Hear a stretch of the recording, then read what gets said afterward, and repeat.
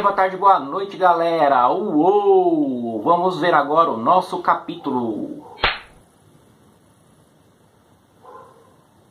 Bom, muito se diz, né, que o Brasil não conquistou a sua independência, né? De fato, não houve uma guerra de conquista como aconteceu nos Estados Unidos e outros países vizinhos, né, da América Hispânica.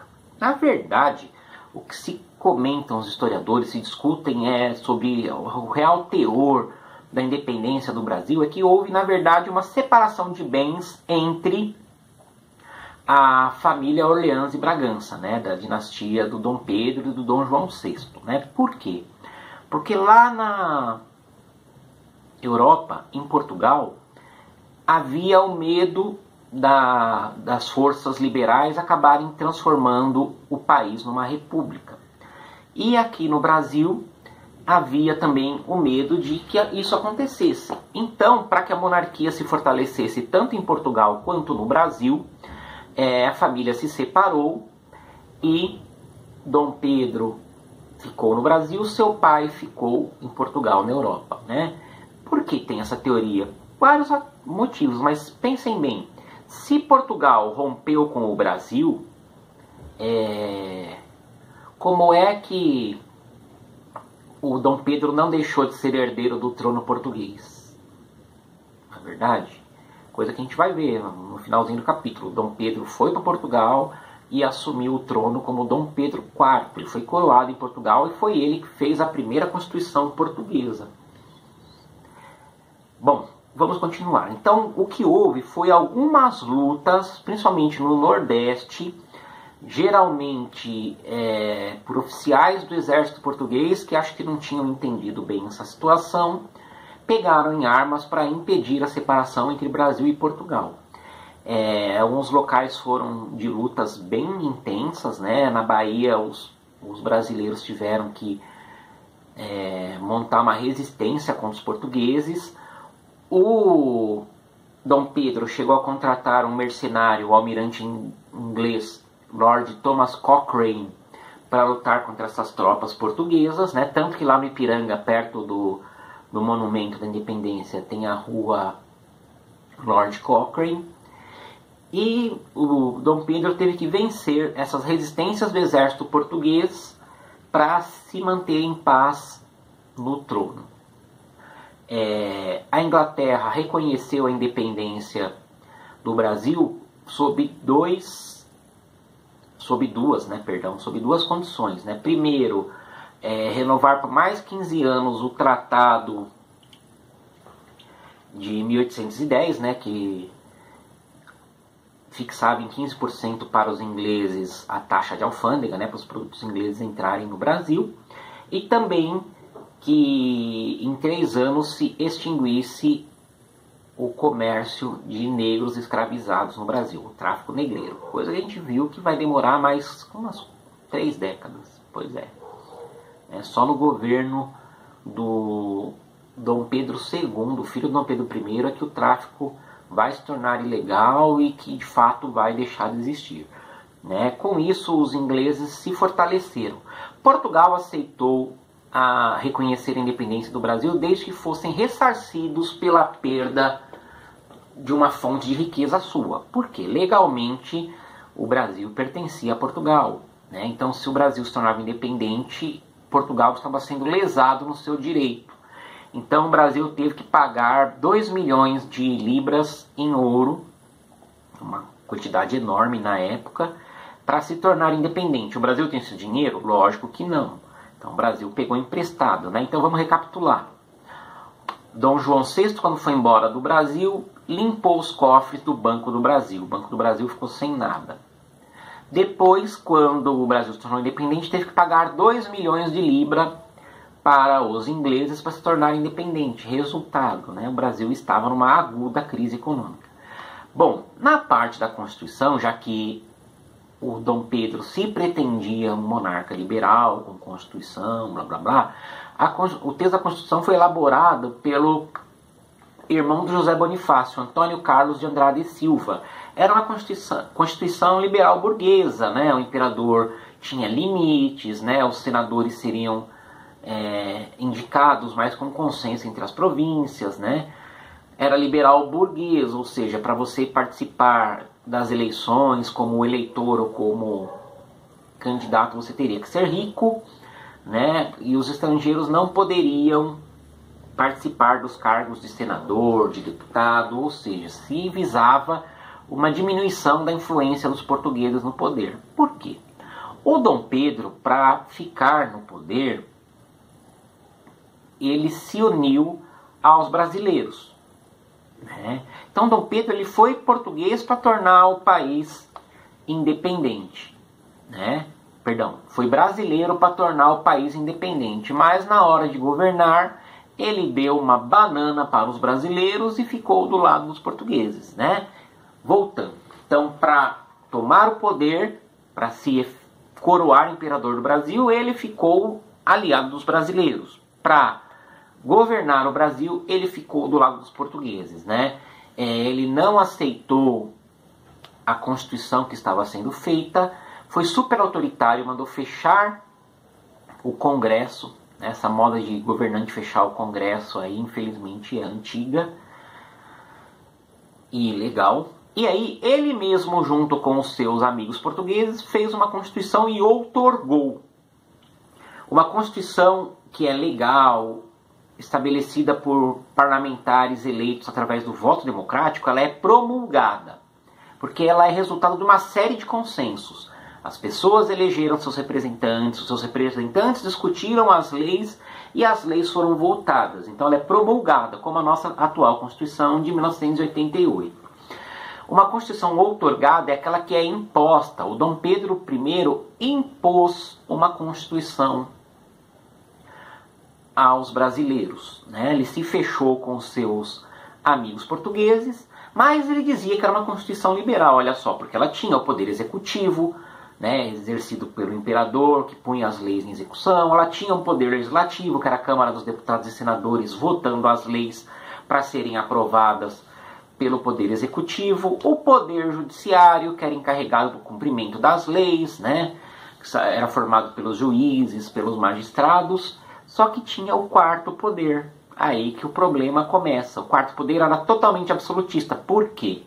Porque com o quarto poder, o monarca poderia interferir em qualquer um dos três poderes. Teoricamente, o quarto poder era para ser uma garantia de que a Constituição ia funcionar. Na prática, foi uma garantia que Dom Pedro ia continuar governando sozinho. E aí, a coisa foi só piorando, né?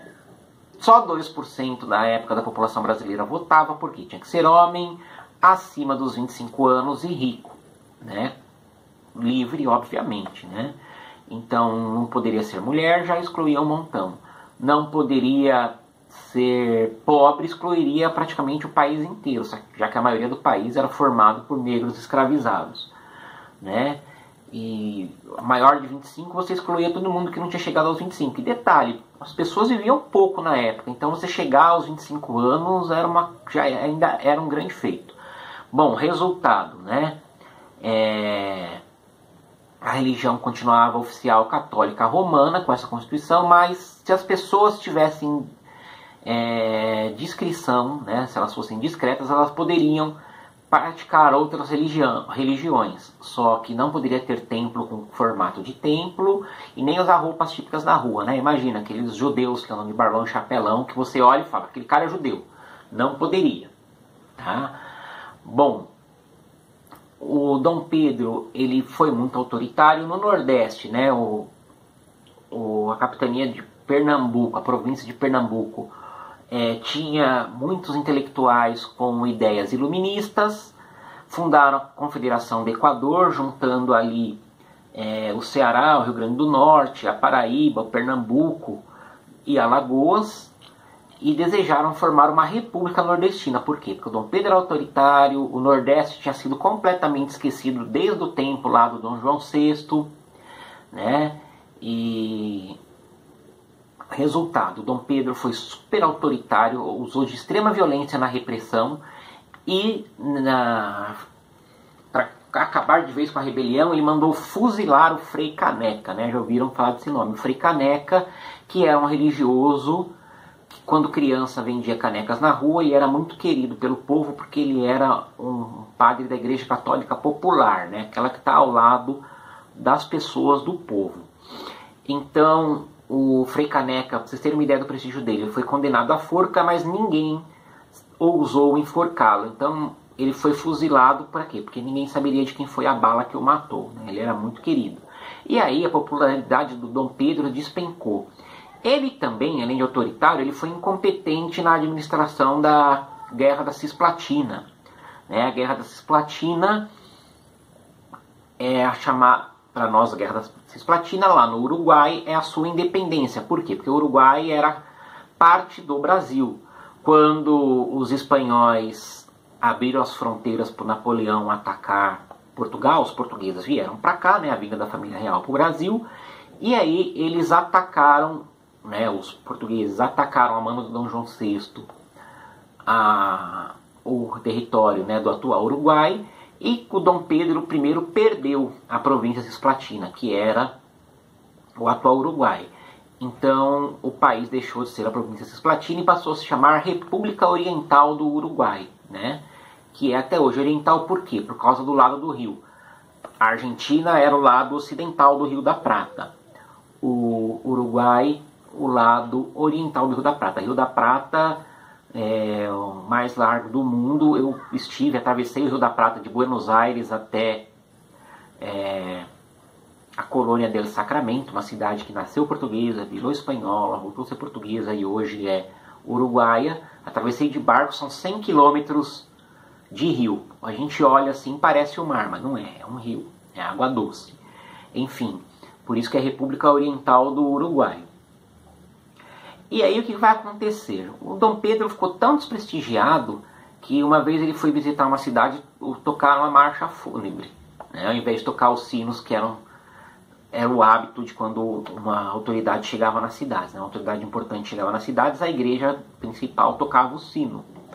O Dom Pedro chegou lá e tocaram a marcha fúnebre. E aí, o Dom Pedro, desgastado pela execução do Frei Caneca e a repressão brutal na Confederação do Equador, filme queimadíssimo com a incompetência na Guerra da Cisplatina. O Estado brasileiro gastava muito mais do que arrecadava. As pessoas não tinham direitos. Resultado, veio o prego do caixão. O que era isso? A Guerra Sucessória Portuguesa. Por quê? O Dom Pedro tinha 2 filhos. Pedro de Alcântara, que veio a ser o nosso Dom Pedro II, e a Dona Maria da Glória, que veio a ser Maria II lá em Portugal. O que aconteceu? Vamos ver. O Dom Pedro queria garantir um trono para cada filho, já que ele era, o herdeiro do trono português. Como eu falei lá no começo, o Dom João VI não deserdou o Dom Pedro. Só que ele não iria para lá, ele ia ficar no Brasil e mandou a sua filha Maria da Glória, que tinha apenas 12 anos, para se casar com seu irmão Dom Miguel. Aí o Dom Miguel governaria como príncipe consorte. Consorte é o rei, é o casado, casado com a rainha.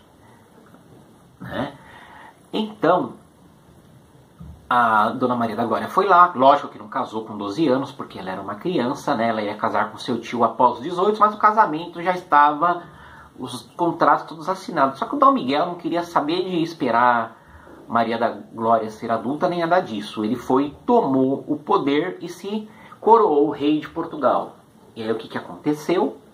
O Dom Pedro, que já estava super queimado aqui, mandou tudo às favas, abdicou do trono em favor do seu filho Pedro de Alcântara, eles tinham o mesmo nome, os 2 primeiros, depois é um monte de outro nome diferente, eles têm cerca de 15 nomes cada um, são enormes os nomes deles.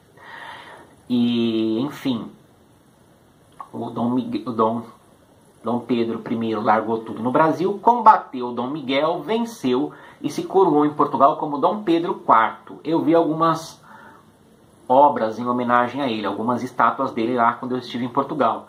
Em Portugal ele tem uma aparência diferente da que tinha no Brasil. Lá em Portugal ele tem uma barba bem comprida e foi sepultado lá. E quem governou foi a sua filha, Dona Maria II, conhecida como Maria do Brasil ou Dona Maria a Brasileira. Beleza? Continuando aqui, Então o seu filho tinha só 5 anos de idade quando Dom Pedro morreu em Portugal. Ele não poderia, óbvio, governar com 5 anos de idade. Então o país seria governado por regências, né? Aqueles que governam enquanto o rei não pode, até o Dom Pedro atingisse a idade de 18 anos e fosse coroado Dom Pedro II. Beleza, galera? Respondam ao questionário. São só 5 perguntinhas, está lá no formulário. Uou!